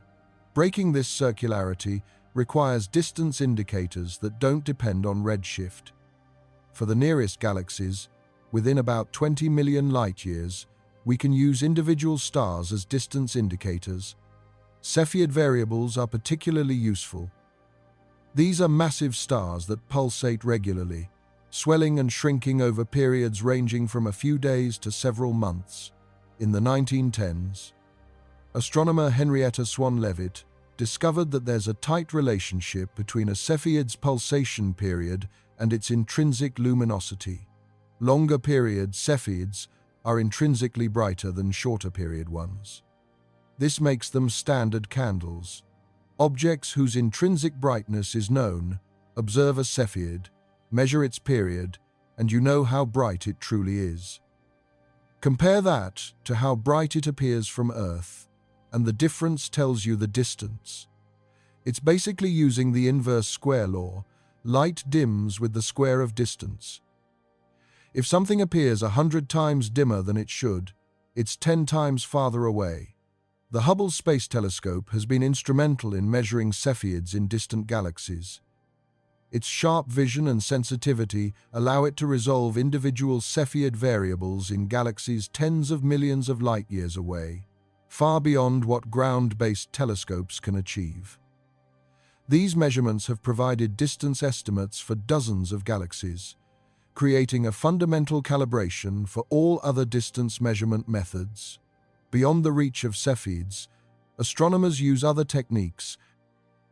For spiral galaxies, there's the Tully-Fisher relation, discovered in the 1970s. This relates a spiral galaxy's rotation speed to its intrinsic luminosity. Measure how fast a galaxy is rotating, which you can do by observing the Doppler shift of gas on opposite sides of the galaxy, and you can estimate how luminous it is. The rotation speed is measured from spectroscopy, spreading the galaxy's light into a spectrum and measuring the width of spectral lines. Gas on one side of the galaxy is moving toward us and shows a blue shift. Gas on the other side is moving away and shows a red shift. The faster the galaxy rotates, the larger this spread, and empirically, faster rotating spiral galaxies tend to be more luminous. The physical reason is that more massive galaxies have deeper gravitational potential wells, which means higher rotation speeds, and more massive galaxies tend to have undergone more star formation, making them more luminous. Once you know the intrinsic luminosity from the rotation speed, you compare to the apparent brightness to get the distance. For elliptical galaxies, which don't rotate like spiral galaxies do, astronomers use the fundamental plane. This is a three-dimensional relationship between an elliptical galaxy's size, surface brightness, and velocity dispersion, which is how fast stars are moving within the galaxy. The fundamental plane is more complex than the Tully-Fisher relation, involving three quantities instead of two, but it serves the same purpose. Measure observable properties of the galaxy, use the empirical relation to estimate its intrinsic luminosity, compare to apparent brightness, calculate distance. There are also standard candles based on stellar explosions. Type Ia supernovae are particularly useful. These occur when a white dwarf star in a binary system accretes matter from its companion until it reaches a critical mass, roughly 1.4 times the Sun's mass. At that point, the white dwarf becomes unstable and explodes in a thermonuclear detonation, briefly outshining its entire host galaxy. Because all Type Ia supernovae explode at roughly the same critical mass, they all reach roughly the same peak brightness. This makes them excellent standard candles. Observe a Type Ia supernova, measure its peak apparent brightness, compare to the known intrinsic brightness, and you get the distance. Type Ia supernovae are bright enough to be visible in galaxies billions of light-years away, far beyond the reach of other standard candles. They've been instrumental in mapping the expansion history of the universe and discovering dark energy. But they're also useful for measuring peculiar velocities in relatively nearby galaxies within a few 100 million light-years. Using these various techniques, astronomers have measured distances to thousands of galaxies. Each measurement comes with uncertainties, typically 10 to 20% for methods like Tully-Fisher or the fundamental plane, better for nearby Cepheid measurements, worse for more distant or difficult objects. But by compiling measurements for many galaxies, statistical patterns emerge despite the individual uncertainties. Once you have distances, measuring peculiar velocities is straightforward in principle. Measure the galaxy's redshift from its spectrum. Calculate what the redshift should be based on the distance and Hubble's law. The difference is the contribution from peculiar velocity. If the observed redshift is larger than expected, the galaxy has a positive peculiar velocity, moving away from us faster than expansion alone would predict. If the observed redshift is smaller, the peculiar velocity is negative, the galaxy is moving toward us. Convert the redshift difference to a velocity using the Doppler formula, and you have the peculiar velocity. In practice, there are many complications. The measured distances have uncertainties, which propagate into the peculiar velocity measurements. The Hubble constant, the expansion rate, isn't perfectly known, which adds systematic uncertainty. Galaxies within clusters have their own random motions within the cluster, velocities of hundreds of kilometers per second that aren't related to the large-scale flow. These cluster peculiar velocities add noise to the measurements. And observing galaxies requires telescope time, data reduction, careful analysis. Each galaxy represents hours of observing time and weeks of data processing. Building up a sample of thousands of galaxies with measured peculiar velocities has taken decades of work by many research groups. But the result is a three-dimensional map of how galaxies in our local universe are moving. This map reveals the flow patterns, shows which galaxies are moving in which directions, traces the streams and filaments along which matter is flowing. And from these flow patterns, astronomers can infer where the mass concentrations are. If many galaxies are flowing toward a particular region, there must be an overdensity of matter there, creating the gravitational pull. The strength of the flow tells you how massive the overdensity is. The extent of the flow tells you how large the structure is. This is how the Great Attractor was discovered and characterized, by mapping the peculiar velocities of hundreds of galaxies and seeing that they all pointed toward the same region. Modern surveys have expanded this dramatically. Projects like the Cosmic Flows Survey, the SFI++ Survey, and the 6-degree Field Galaxy Survey have measured peculiar velocities for tens of thousands of galaxies. These large datasets allow sophisticated statistical analysis. Instead of just looking at individual galaxy velocities, astronomers can smooth the data, average over regions, and extract the overall flow pattern with high confidence. They can separate the bulk flow, the coherent motion of a large region, from the random peculiar velocities of individual galaxies. They can construct models of the underlying matter distribution that would produce the observed flows. And they can test whether the observed flows are consistent with what we expect from general relativity and our understanding of structure formation. One particularly powerful technique is called peculiar velocity cosmology. The idea is to use the peculiar velocity field as a tracer of the matter distribution and as a test of cosmological models. In general relativity, the growth of structure follows specific equations that depend on the matter density, the dark energy content, and the expansion rate. Given an initial distribution of matter, you can predict how it will evolve over time, how structures will grow, and how the peculiar velocity field will develop. By comparing predictions to observations, you can constrain cosmological parameters and test whether general relativity works on these large scales. This is complementary to other cosmological tests based on the cosmic microwave background, supernova distances, or the clustering of galaxies. Each test probes different aspects of physics and different epochs of cosmic history. Together, they provide a comprehensive picture. The peculiar velocity measurements tell us about the matter distribution and the growth of structure in the relatively recent past, within the last few billion years. This is different from the cosmic microwave background, which tells us about the universe when it was only 380,000 years old, or from high redshift galaxies, which tell us about the universe billions of years ago.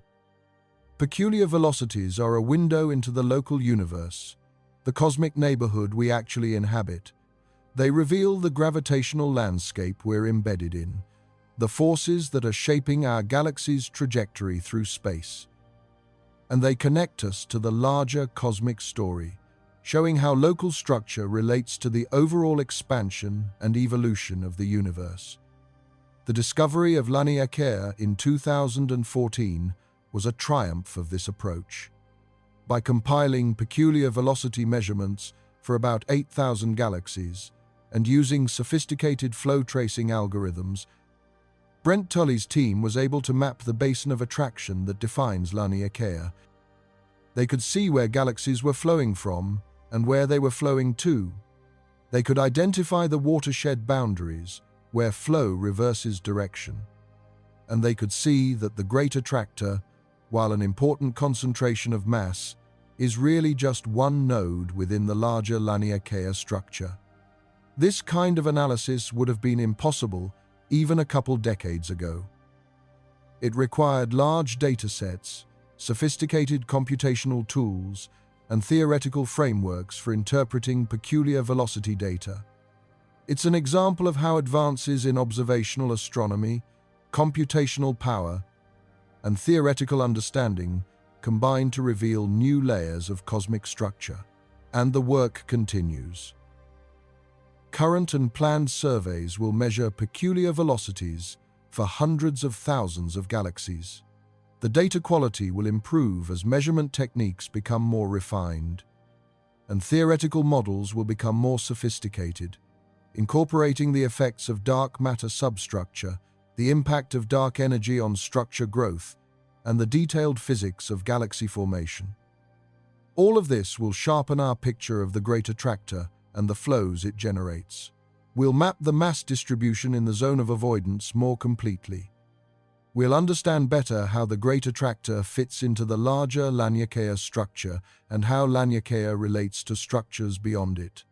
We'll test whether the observed flows match theoretical predictions or whether there are surprises that might point to new physics. This is the frontier of observational cosmology, using the motions of galaxies to map the gravitational landscape of the universe and understand the forces that shape cosmic structure. It's detective work on the grandest scale, piecing together clues from light that has traveled for millions of years to reconstruct the invisible architecture of the cosmos. We've talked about the local group, the Virgo supercluster, Laniakea, the Great Attractor, the Shapley concentration. These are all local structures within a few 100 million light-years of us. But the observable universe is much larger, about 93 billion light-years in diameter. Within this volume, there are roughly 2 trillion galaxies, and all of them are arranged in a cosmic web of filaments, sheets, clusters, and voids. Everywhere you look, you find similar structures, superclusters connected by filaments of galaxies surrounding vast empty voids. The Great Attractor is just one node in this vast web. There are countless other attractors, other convergence points where matter has accumulated and where galaxies are flowing together. Some are even larger than the Great Attractor. The Shapley concentration, as I mentioned, is one of the largest known structures, with a mass perhaps 10,000 times that of the Milky Way. There are also enormous voids, regions where galaxy density is far below average. The Berthes void, for example, is about 330 million light-years in diameter and contains very few galaxies. If you lived in a galaxy in the center of the Berthes void, your view of the universe would be very different from ours.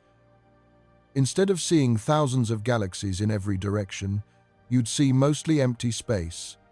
The nearest galaxies would be tens of millions of light-years away, instead of a few million. The Milky Way sits in a moderately dense region, not in a void, but not in the densest part of a supercluster either. We're in a cosmic suburb, if you will, close enough to the city, the Virgo cluster, to be affected by it, but not right downtown. This location has implications for how we see the universe. Because we're not in a void, we can see plenty of nearby galaxies, which helps with astronomical observations. But because we're not in the middle of a dense cluster, our sky isn't dominated by a few huge nearby galaxies that would outshine everything else. If Earth were located in the center of the Virgo cluster or in the center of the Great Attractor region, our view of the universe would be very different. We'd see dozens of bright galaxies in the sky, and the intense radiation from the hot intracluster gas might even affect the evolution of life. But we'd have a harder time seeing distant objects because the nearby galaxies would outshine them. Our location in a relatively quiet part of the local group, in a relatively quiet part of the Virgo supercluster, has been good for astronomy. It's given us a relatively clear view of the cosmos. To really understand the Great Attractor's place in the universe, we need to understand the cosmic web in more detail. This web-like structure of matter isn't random. It's the inevitable result of how gravity acts on an expanding universe with tiny initial density variations. In the early universe, shortly after the Big Bang, matter was distributed almost uniformly. The cosmic microwave background shows us this distribution when the universe was only 380,000 years old.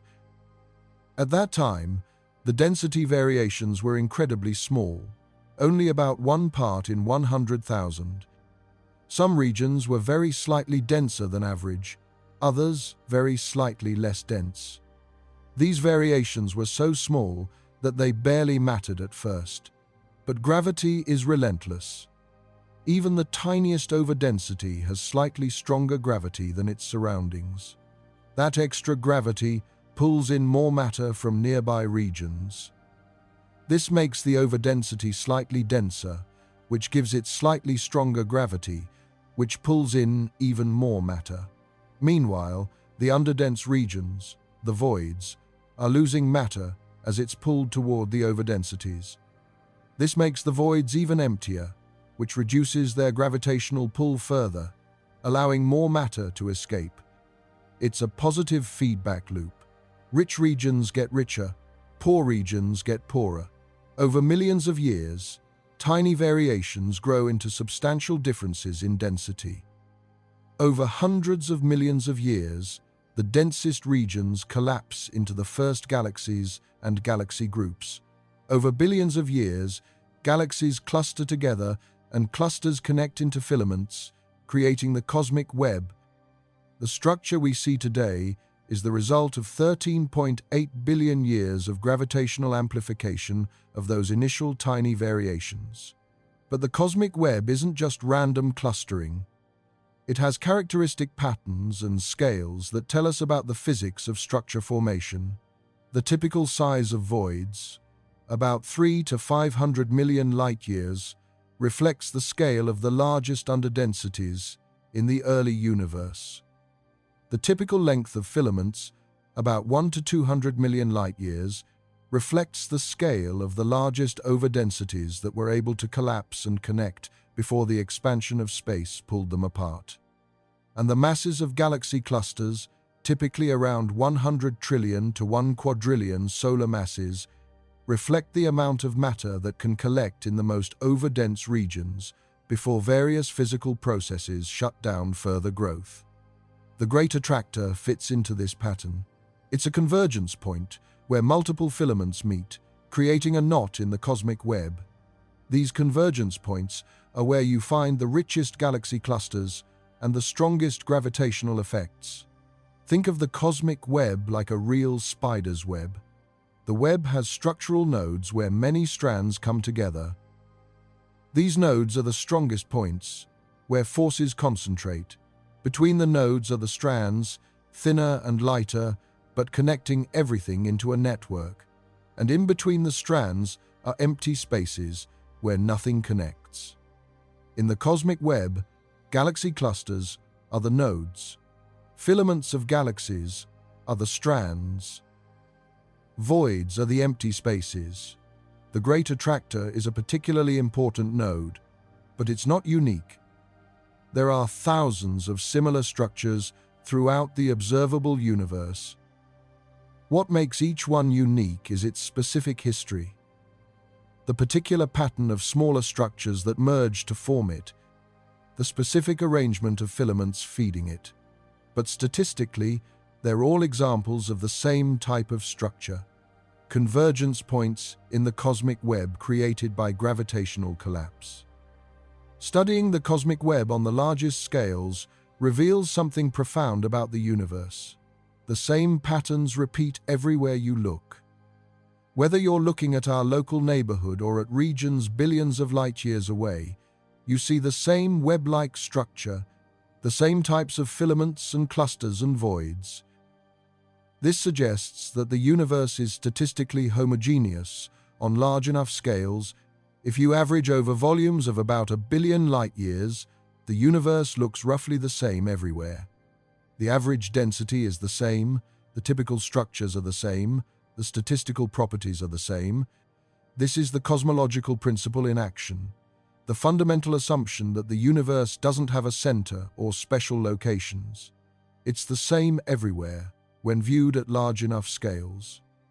The Great Attractor doesn't violate this principle. Yes, it's a massive concentration of matter, creating strong local effects, but it's just one of many such structures. If you lived in a galaxy near the Shapley concentration, or near the Hercules supercluster, or near any of the other major convergence points in the cosmic web, you'd see similar effects. Your local group of galaxies would be flowing toward that structure. You'd call it your local Great Attractor. The details would differ, the specific masses and velocities and distances, but the basic phenomenon would be the same. This repeatability, this universality, tells us that we understand the fundamental physics. We're not seeing something unique or mysterious. We're seeing the natural outcome of gravity, acting on an expanding universe with initial density variations. The exact pattern is contingent, depending on the specific random fluctuations in our region of space. But the types of structures that form are inevitable given the laws of physics and the properties of the universe. Now let's think about how the Great Attractor relates to even larger structures and how our understanding has evolved. When the Great Attractor was first discovered in the 1980s, it was thought to be the dominant structure in our region of the universe. The bulk flow of galaxies toward it was so strong that it seemed like the ultimate attractor, the final destination for all matter in our cosmic neighborhood. But as observations improved and surveys extended to larger volumes, astronomers realized there was more to the story. In the 1990s, surveys revealed the Shapley concentration, a massive concentration of galaxy clusters about 650 million light-years away in the opposite direction from the Great Attractor. The Shapley concentration is one of the most massive structures known, containing dozens of rich galaxy clusters with a total mass perhaps 20 times greater than the Virgo supercluster. And it turns out the Shapley concentration is pulling on everything in our region of space, including the Great Attractor itself. So the flow toward the Great Attractor is actually part of a larger flow toward Shapley. It's like discovering that the river you thought flowed to the ocean actually flows to a larger river that then flows to the ocean. The structure is more hierarchical than initially thought. Then in the 2010s, the mapping of Laniakea revealed that both the Great Attractor and our local group are part of a single large basin of attraction. The center of this basin isn't at the Great Attractor. It's actually in a region between us and the Great Attractor. All the flows within Laniakea are converging toward this center. So the picture has become progressively more complex as our observations have improved. The Great Attractor is important, but it's one component in a larger structure, and Laniakea itself may be part of even larger flows that we're only beginning to map. This is a common pattern in science. Initial observations reveal an interesting phenomenon. Better observations show it's more complex than first thought. Even better observations reveal additional layers of structure. Our understanding evolves from simple to sophisticated as data quality improves. The Great Attractor story exemplifies this progression. From the initial discovery of a mysterious mass concentration pulling galaxies, to understanding it as part of the Hydra Centaurus supercluster, to recognizing its role in Laniakea, to connecting Laniakea to flows toward Shapley. Each step has added nuance to the picture. And we're not done. Future surveys will extend to even larger volumes and greater depths. They'll map structures beyond Laniakea more completely. They'll reveal whether there are flows on even larger scales, or whether we reach a point where the cosmic web becomes truly homogeneous and flows average out. There's also the question of how unique the Great Attractor and Laniakea are in cosmic history. These structures exist now, in the current epoch, but what about the past and future?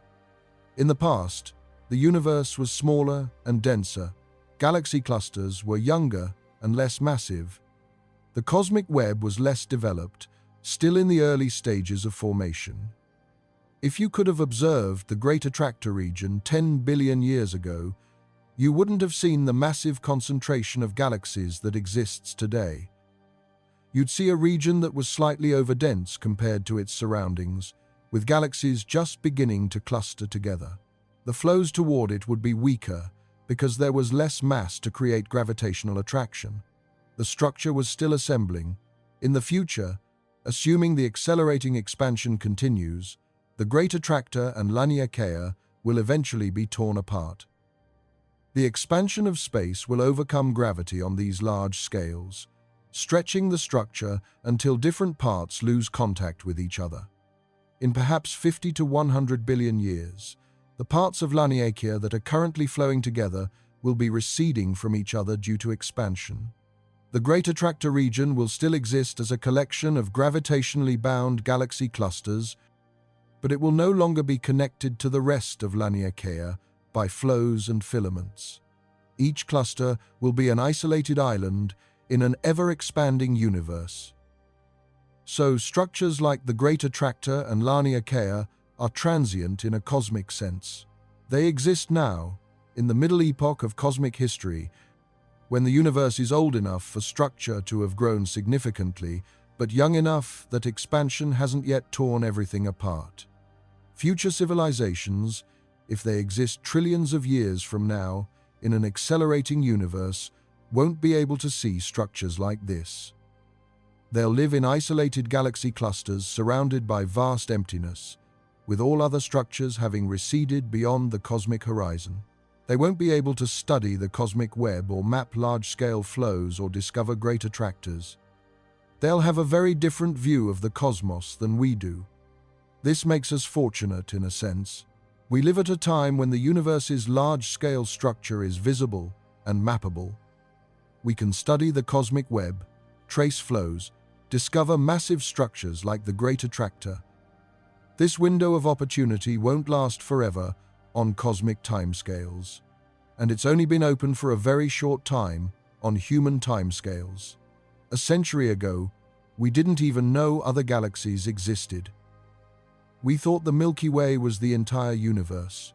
The discovery of galaxies, the expansion of the universe, the cosmic microwave background, dark matter, dark energy, the cosmic web, all of this has been learned in just the last 100 years.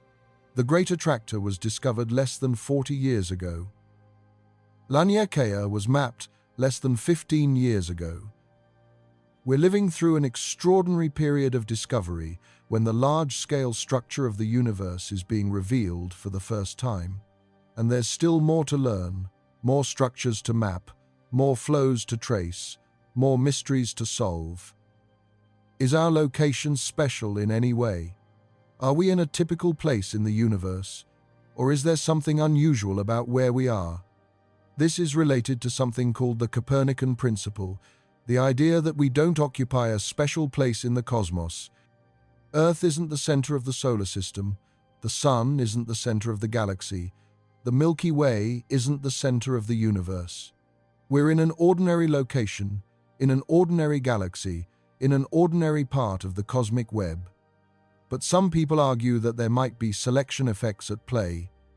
Maybe life can only arise in certain types of cosmic neighborhoods.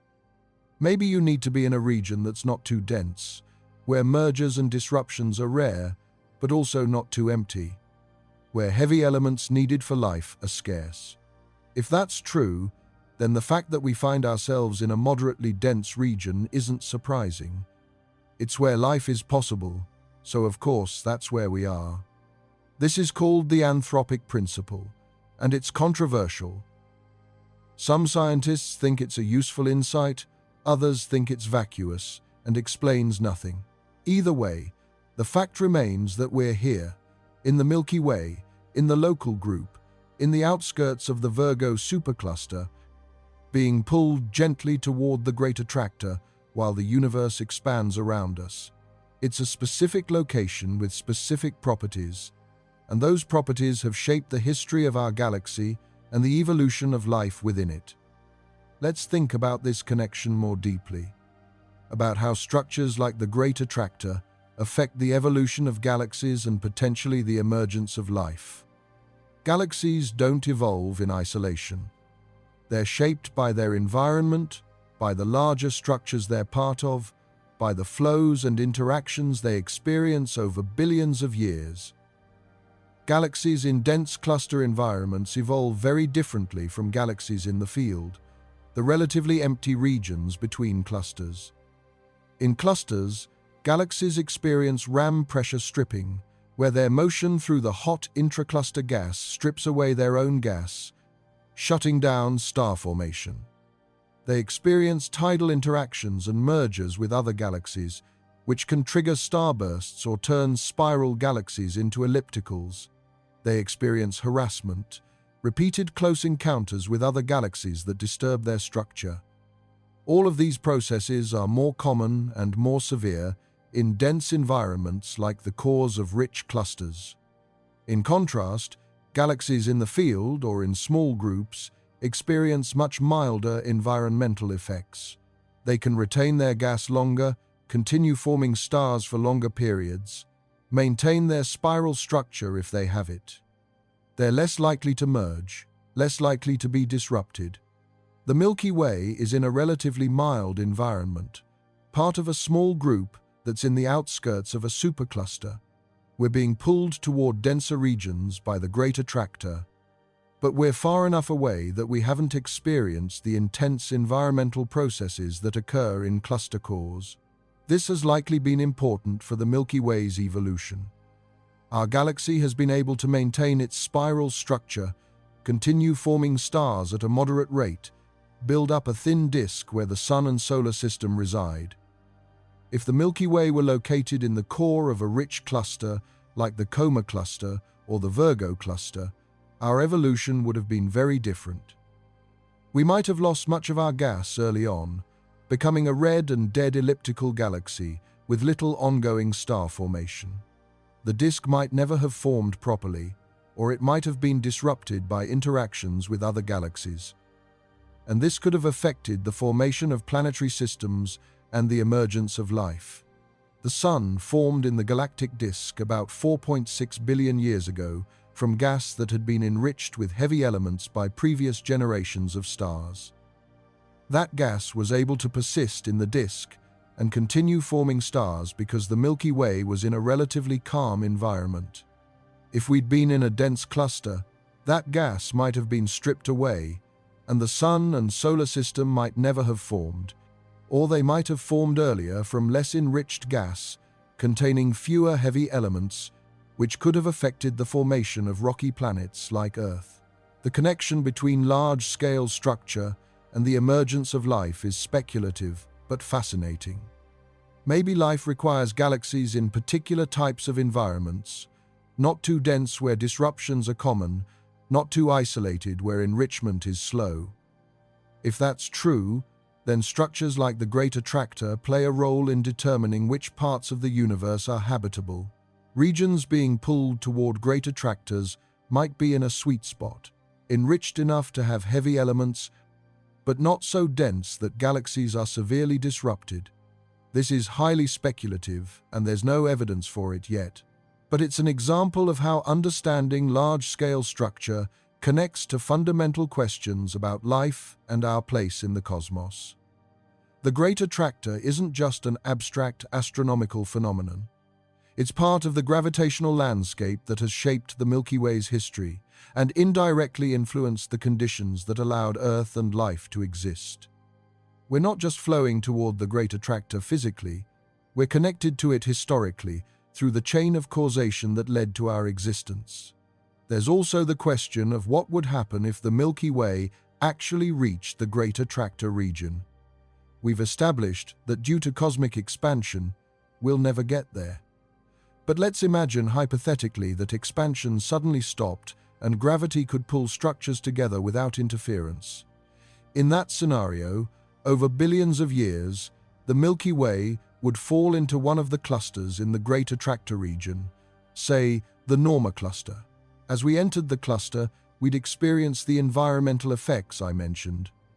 Ram pressure stripping would begin removing gas from the Milky Way as we plowed through the hot intracluster medium at hundreds of kilometers per second. The gas stripped from our galaxy would heat up and join the intracluster medium, creating a tail of glowing hot gas streaming behind us. This process would happen over tens or hundreds of millions of years as the Milky Way made its first passage through the cluster. Star formation in the Milky Way would slow down as gas was removed. New stars couldn't form without fresh gas, so over time, the blue young stars would die out, leaving only the long-lived red and yellow stars. The galaxy would gradually redden as it aged, without replacement stars being born. Meanwhile, gravitational interactions with other galaxies in the cluster would disturb the Milky Way's structure. Close encounters would fling stars outward, stripping them from the outer parts of the galaxy. The disk would be heated and thickened by these interactions, losing its thin, flat structure over billions of years. Repeated passages through the cluster and repeated interactions would transform the Milky Way from a spiral galaxy into a more spheroidal, elliptical galaxy. This process, called morphological transformation, is how many elliptical galaxies in clusters formed. They started as spiral galaxies that fell into clusters and were transformed by environmental effects. What would this mean for the solar system and Earth? Probably not much in the short term. The stripping of gas and the transformation of the galaxy's structure wouldn't directly affect individual planetary systems. The Sun and solar system would continue orbiting in the cluster along with the rest of the stars from the Milky Way. We'd just be part of an elliptical galaxy now, instead of a spiral. The main effect would be on the night sky. Instead of seeing the band of the Milky Way, we'd be part of an elliptical galaxy with a more three-dimensional structure. The distribution of stars would look different from Earth, and we'd see many other nearby galaxies, dozens or hundreds of them visible to the naked eye from Earth's surface. The night sky would be far more spectacular than it is today. But there would be longer-term concerns. In cluster environments, close encounters between galaxies are more common. The Milky Way might eventually collide with another galaxy in the cluster, triggering a major merger. Or a close encounter might disturb the orbits of stars in our galaxy, potentially perturbing the orbits of planets around those stars. There's even a small chance that the Sun's orbit could be disrupted enough to send it out of the galaxy entirely, becoming an intergalactic star wandering through the cluster halo. This is very unlikely, but not impossible. Simulations of galaxy mergers and cluster dynamics show that a small fraction of stars, typically 1 to 5%, get ejected from their parent galaxies during violent interactions. These intergalactic stars are orphans, separated from their galaxies and drifting alone through the vast spaces between galaxies. If the Sun became an intergalactic star, the solar system would likely remain intact. The planets would continue orbiting the Sunday, but the night sky would change dramatically. Instead of being embedded in a galaxy with billions of nearby stars, we'd be in a sparse environment with only a few nearby stars. The nearest neighbors might be light years away instead of a few light months like they are now. And instead of seeing the diffuse glow of our galaxy's disk, we'd see several nearby galaxies, the remnants of the Milky Way and the other galaxies it merged with, each appearing as a bright cloud in the sky. It would be a lonely but spectacular view.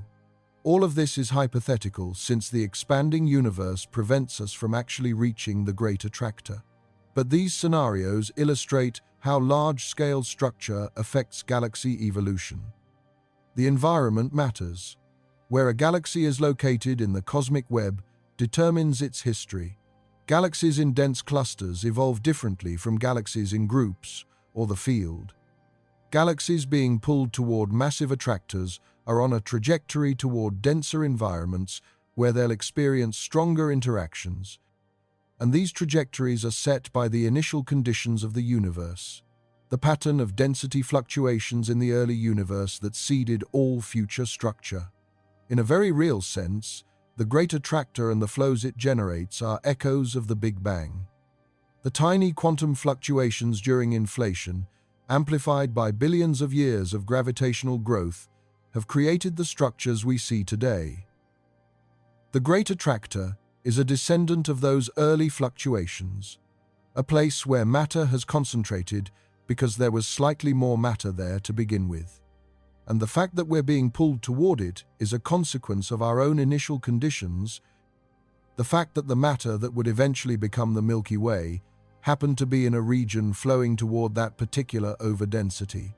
This connects the largest scales, the structures spanning hundreds of millions of light years, to the smallest scales, quantum fluctuations in the early universe lasting tiny fractions of a second.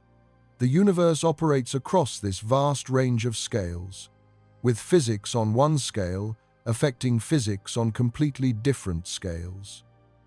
Quantum mechanics during inflation set the pattern for cosmic structure billions of years later. The distribution of dark matter on large scales affects how normal matter flows and where galaxies form. The properties of galaxies affect the formation of stars and planets, and the properties of planets affect whether life can emerge and evolve. It's an interconnected web of causation, spanning the entire history of the universe and all scales from quantum to cosmic. The Great Attractor is one thread in this web, connecting our local neighborhood to the larger cosmic structure, connecting the present to the past and future, connecting the gravitational pull we experience today to events that occurred billions of years ago and will continue billions of years into the future. The Great Attractor is a massive concentration of matter, part of the larger structure we call Laniakea, pulling thousands of galaxies, including our own Milky Way, through space at over 1 million miles per hour. It's hidden from direct view by the zone of avoidance, the dust and stars of our own galaxy blocking our view. But we can detect it through its gravitational effects, through the motion of galaxies we can see, and through observations at wavelengths that penetrate dust. The Great Attractor isn't our final destination. It's a waypoint in a larger flow toward the center of Laniakea, and Laniakea itself is being pulled toward even larger structures like the Shapley concentration. But because the universe is expanding, and that expansion is accelerating, we'll never actually reach these distant destinations. We're on a cosmic treadmill, moving but never arriving, held apart by the expansion of space itself. In the far future, the Great Attractor and most of the structures in Laniakea will recede beyond our cosmic horizon, carried away by expansion, forever beyond our reach. The Milky Way's ultimate fate is to merge with Andromeda and maybe the Virgo cluster, but not to join with the Great Attractor. This story of cosmic motion, of galaxies flowing through space along invisible rivers of gravity, shaped by vast overdensities we can barely see, is one of the great discoveries of modern astronomy. It reveals that the universe is not static or homogeneous, but structured and dynamic, a cosmic web of matter spanning billions of light years. And it shows us that we're part of this structure. The Milky Way isn't an isolated island floating in empty space. We're embedded in a vast gravitational landscape, connected to structures spanning hundreds of millions of light years, flowing through space as part of a cosmic river that has been flowing since shortly after the Big Bang. This gives us perspective on our place in the cosmos. We're not just on Earth, or in the solar system, or in the Milky Way. We're part of Laniakea, part of a supercluster of superclusters, part of the cosmic web that fills the observable universe. Every atom in your body is moving through space at 630 kilometers per second right now. You're traveling through the cosmos, along with hundreds of billions of stars, countless worlds, and everything that has ever existed in our galaxy. That motion is imperceptible in daily life. The ground feels stationary, the stars appear fixed in the sky from night to night, but zoom out far enough, watch long enough, and you'd see the motion. You'd see the Milky Way and thousands of other galaxies flowing together through space like a cosmic river, all pulled by the hidden mass of the Great Attractor and the larger structures beyond. This is the universe we live in. Not a static tableau of stars fixed in space, but a dynamic, evolving cosmos where matter is constantly rearranging itself under the pull of gravity, where galaxies flow along filaments and collect in clusters, where structure grows from tiny quantum fluctuations amplified over billions of years, where expansion and gravity are locked in an eternal struggle, shaping the cosmic landscape. The Great Attractor is one chapter in this ongoing story, a concentration of matter that has been pulling our local region of the universe for billions of years and will continue to do so for billions more until expansion finally wins out and carries it beyond our reach. Understanding it has required decades of painstaking observations, clever analysis, and theoretical insights. It has required astronomers to piece together evidence from the motion of galaxies, the distribution of mass, the structure of the cosmic web, to infer the existence of something they couldn't see directly. And in doing so, they've revealed one of the fundamental truths about our universe: that it's shaped by gravity on scales we can barely comprehend, by structures spanning hundreds of millions of light years, by flows of matter that have been ongoing since the universe was young. We're part of that flow. The Milky Way is being pulled through space, along with thousands of other galaxies. Our solar system is along for the ride. Earth and every person on it is moving through the cosmos as part of this vast gravitational dance. It's happening now, at this very moment, at over 1 million miles per hour. And you never feel it because everything around you is moving together, pulled by forces, acting on scales that dwarf anything in human experience. Thank you for spending this time with me, exploring the Great Attractor and the cosmic flows that shape our universe. If you found this journey through space illuminating, please like this video and subscribe to the channel. It helps more than you know. And the next time you look up at the night sky, remember what you've learned. You're not standing still on a stationary world.